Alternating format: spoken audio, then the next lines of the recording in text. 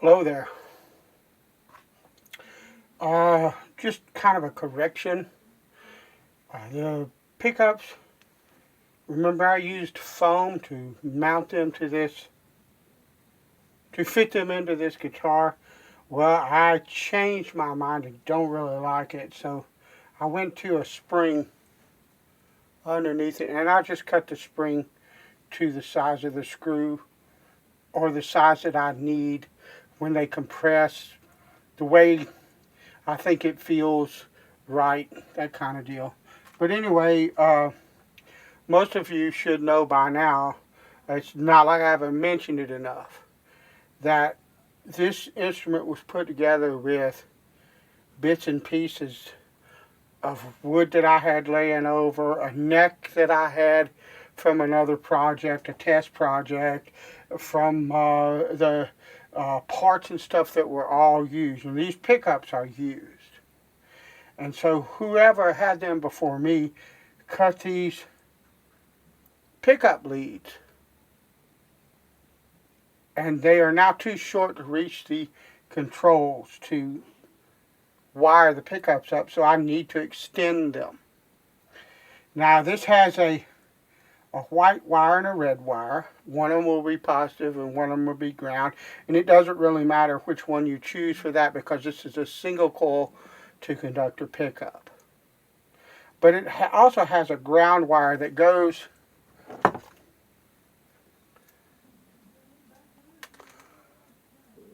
the the pickups have a plate here, a metal plate, and that ground wire is wired soldered to the back side of that metal plate, and these will act as a shield. If I ground that wire, if I send that wire to ground with what I'm going to choose as a ground, the white wire, okay, it will help to cut hum and noise. Now, it will not, I know people say this all the time, but it is not true. Sorry, hate to burst your bubble, but you cannot shield a single coil pickup guitar to eliminate 60 cycle hum. It's inherent in the pickup design. I know they have single coil noiseless pickups. They are not single coils. Fender's noiseless or a stacked humbucker. Okay, that's how they make it noiseless. Now they do whatever they do to try to make it sound as close to a single coil as they can, but it's not a single coil. 60 cycle hum is inherent in this type of pickup. It's why the other type is called a humbucker, because it bucks or cancels out hum. The two coils do. Alright, so, but a single coil pickup and other guitars, even the humbuckers, are susceptible to radio frequency noise, RF noise. That shielding wire will help to ground this and shield it from RF interference and things like that. So now that we've got that out of the way, what I have is I have a white wire, a red wire, and then that shield wire. Well, I have red wire, and I have a gray wire. That's going to be my ground, or that shield wire. This is going to be connected to the white because I do not have white. Now I have pre-tinned this wire, and I've pre-tinned this wire. And so what we're going to do is we're going to extend this wire. I have, I believe it's 6337 solder. Most people want 6040 rosin core, but this is what was available at my local Harbor Freight. They're the only place in my area that sells leaded solder. And I would not give you a plug nickel for lead-free solder. Your mileage may vary. So what I'm going to do, I've got my little Radio Shack iron that I've had for ages. This, all you need is a 30-watt iron for most guitar electronics. If you need to solder to something like the claw of a tremolo cavity on a Strat, if I need to do that, then I break out that puppy right there also from Radio Shack. So you can see my stuff is old. I've used this for a long, long time. I've been building guitars actually for a lot longer than most people understand. My channel here, I tell you that I'm a novice woodworker in my introduction, and I am when it comes to using hand planes and hand tools and stuff like that. But I've built electric guitars for a long time with power tools. Things like routers and uh, drills and things of that nature. So I've used this stuff for a long time. It's been good to me. You don't need a whole lot to build guitars, to run electronics. Now I have this protected, and I have my neck protected because my solder iron is over here, and I don't want to accidentally bump that neck and mess up the finish. I'm going to get me some solder on this.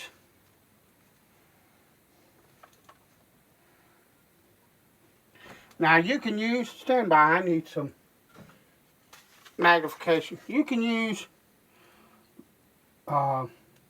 flux to help this adhere. There's nothing wrong with that. Flux is a good idea a lot of times. Didn't like that.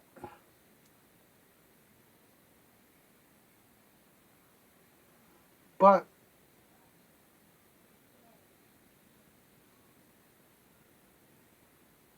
you need to be careful with flux. And don't blow on your solder connection. Let it cool off by itself. You need to be careful with flux, because too much flux can cause corrosion issues down the road that you don't need, from what I have always been taught. So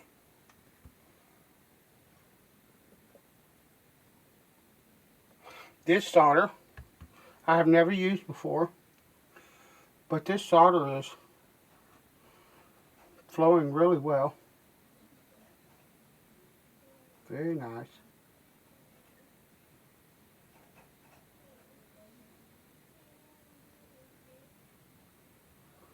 If my hands would stop trembling, I could solder these two wires together.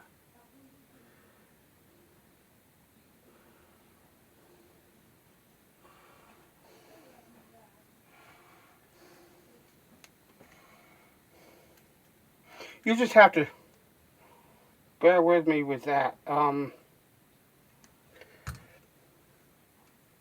have physical issues that I can't do anything about. I know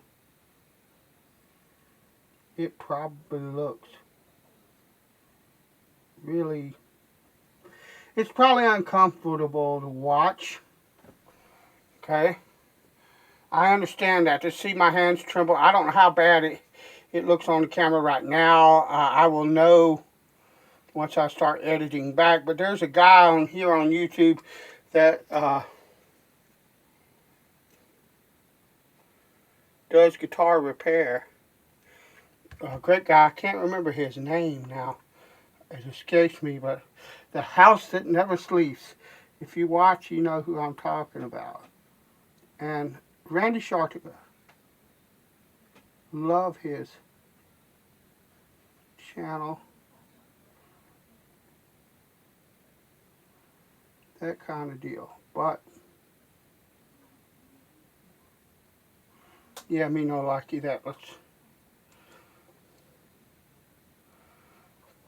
back up. But anyway, but he trembles pretty bad as well. A lot worse than I do, actually, I think. And sometimes it hurts to watch that. I feel really bad for him when I see that. You know what, though? It's kind of the way I look at things. Look, I'm going to do what I love to do.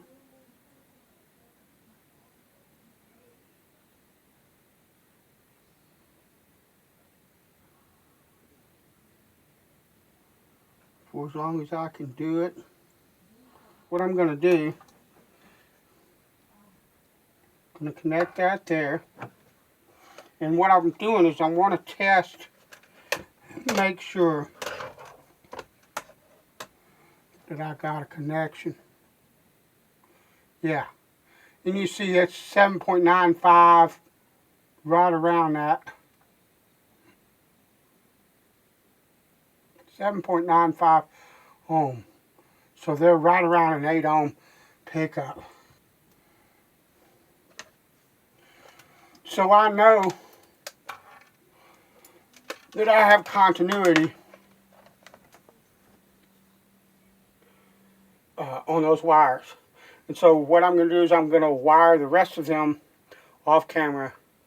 Just as an addendum, this is how you should be doing it. These wires are twisted together. You should take your soldering iron and your solder.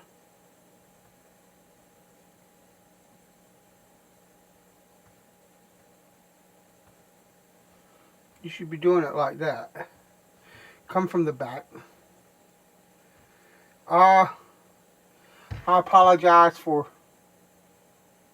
not doing that earlier. My brain sometimes takes a few minutes to kick into high gear when I start doing things like this, because I do not do this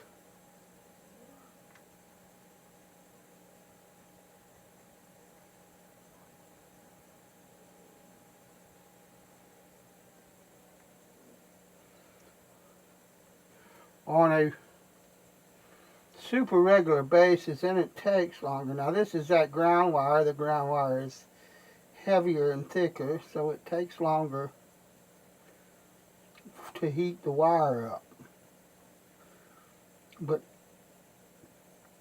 same thing.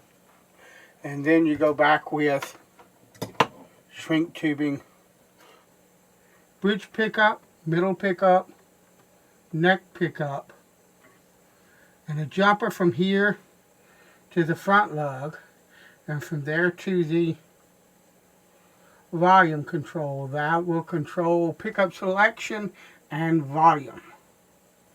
Then from there we have a center wire off the center lug of the pot. That's positive ground, or positive hot to the, that's tip to the, or I'm sorry, that's ring to the output jack, and then grounded here, this is ground to the output jack sleeve. Okay, we have from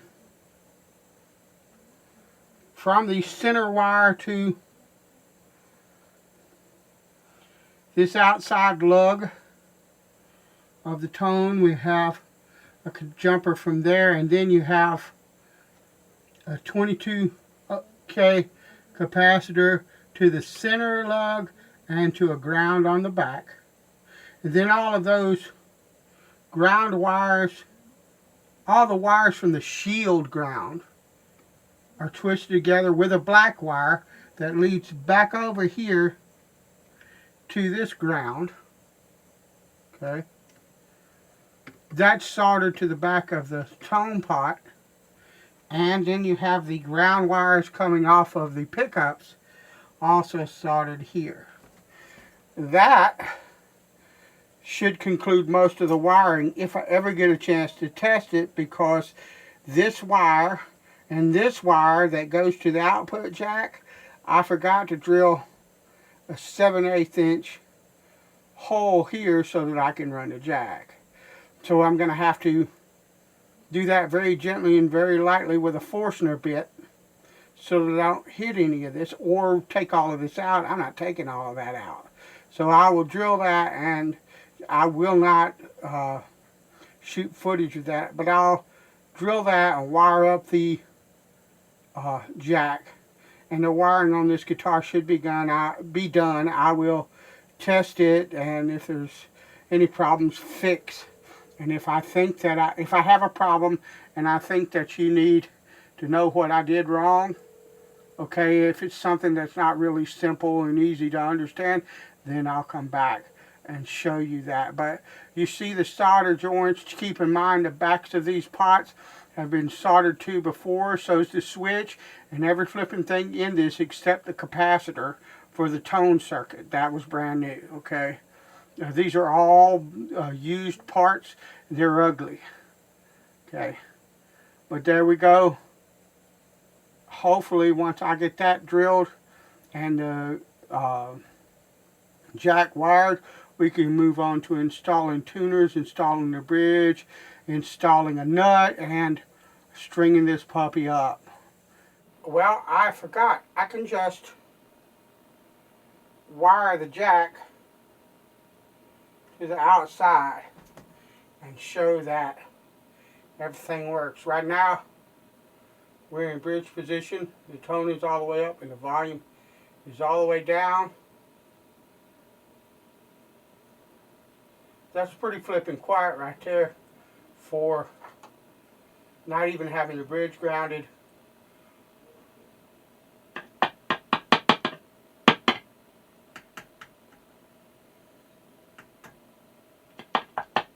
Bridge.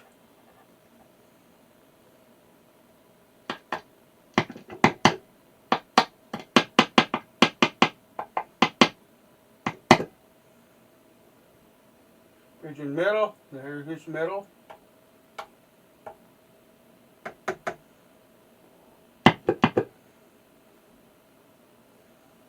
Middle and neck.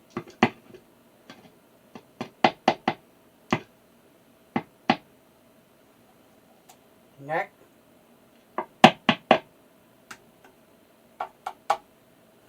Okay, now with the neck pickup, that's volume all, or tone all the way up, tone all the way down.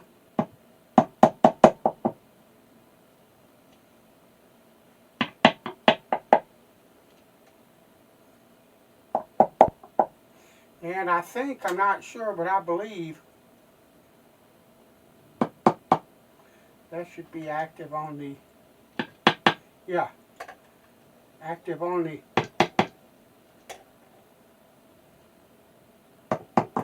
active on all three pickup selections. So yeah, I can live with that.